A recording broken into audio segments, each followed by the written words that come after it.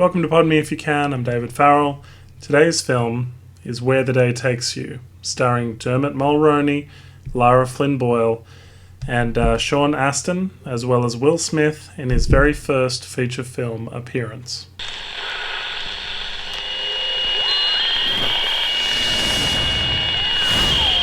Where the Day Takes You from 1991 is a film all about homeless youth in LA. It was directed by Mark Rocco, whose credits include a Corey Feldman, Corey Haim film called Dream a Little Dream, and the Christian Slater, Kevin Bacon film Murder in the First. Where the Day Takes You is set in Los Angeles and follows a group of teenagers that live on the streets. Most kids come out here looking for Hollywood, but it's usually not what they expect.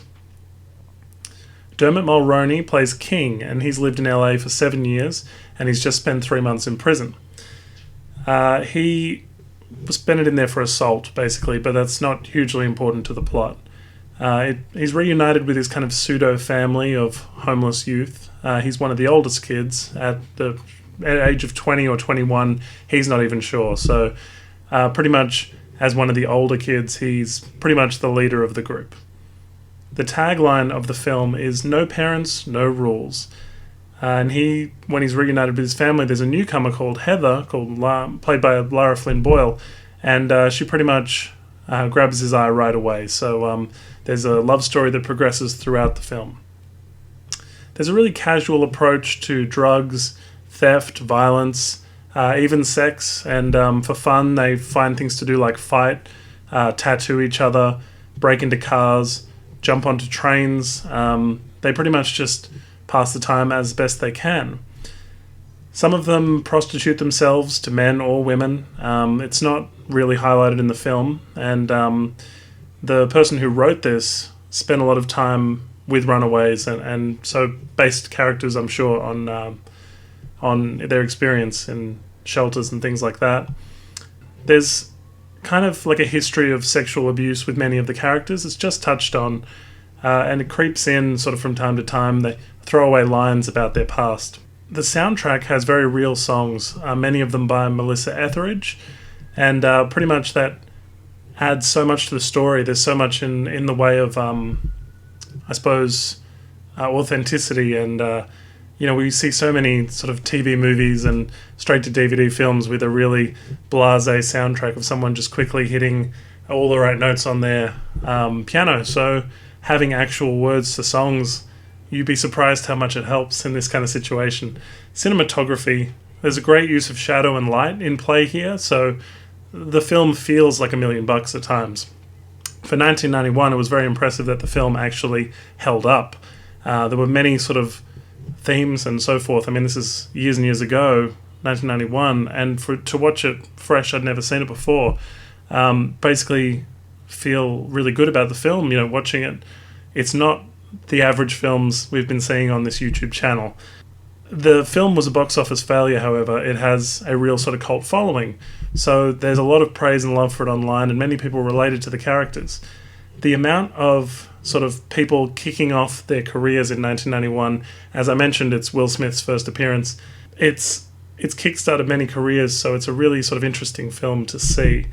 The amount of cameos from people who are now more well known, huge.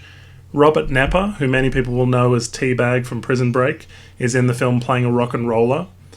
Lara San Giacomo, coming off of sort of, I suppose, 1989, I believe it was, Sex, Lies and Videotape, channeling some of her character here. She's playing an interviewer who's talking to Dermot Mulroney throughout the film, his character King, and it adds a lot of exposition to the film. Adam Baldwin plays a cop. We've got Ricky Lake playing an overweight friend, also a homeless youth. Stephen Tobolowsky, people will know. He's been in many things. Probably Ned Ryerson in Groundhog Day, getting punched in the face is maybe his most memorable role. He's playing a bit of a creepy guy, part of this whole sexual abuse thing and prostitution. Kyle MacLachlan has a great acting turn in this as a drug dealer. He and Sean Astin spend a lot of screen time together, and there's a whole thing about will Sean Astin's character start using needles as opposed to pills and powders. But pretty much Kyle MacLachlan is a very creepy like drug dealer and plays it really well.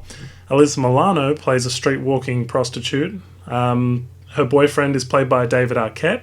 He's kind of integral in one of the character, Balthazar Getty, one of his storylines. Christian Slater is uncredited here as a social worker. We've also got Will Smith, who's in a wheelchair. He plays a very minor role. Basically, he is one of the guys who, when he begs for money, you guys got any money for me? People give him money. He's a handy friend to have when they're homeless and poor, because every meal they have seems to be kind of that $5 fast food. The text at the end of this film says that every 26 seconds a child runs away from home. And there's a lot of homeless in America. It's a huge problem. When I went in 2010, the amount of homeless people every corner and every sort of city I went to, it's still a very big problem. Very, I suppose, with elections and things like that, it's in the forefront of a lot of people's minds. So this film still remains relevant today.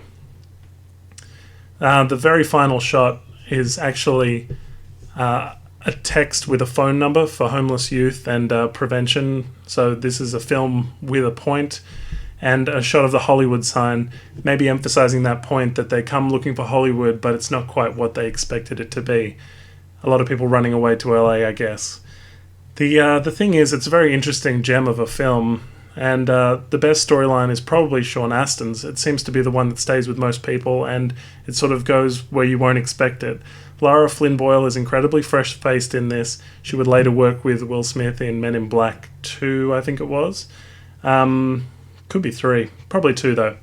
I haven't checked that. And the Dermot Mulroney love story ends very climactically. I don't want to spoil it here, but the music and the way it's shot, it's all very, very well done. A powerful scene, and it's enjoyable for the acting, and it's depressing for the realism in a way. So great that it holds up after 25 years, and I wouldn't hesitate to recommend Where the Day Takes You if you can find it. It's a bit of a rare one. Thanks for watching. If you like what you see, please hit the subscribe button. Like us on Facebook and follow us on Twitter. Check out our podcast at www.podmeifyoucan.com.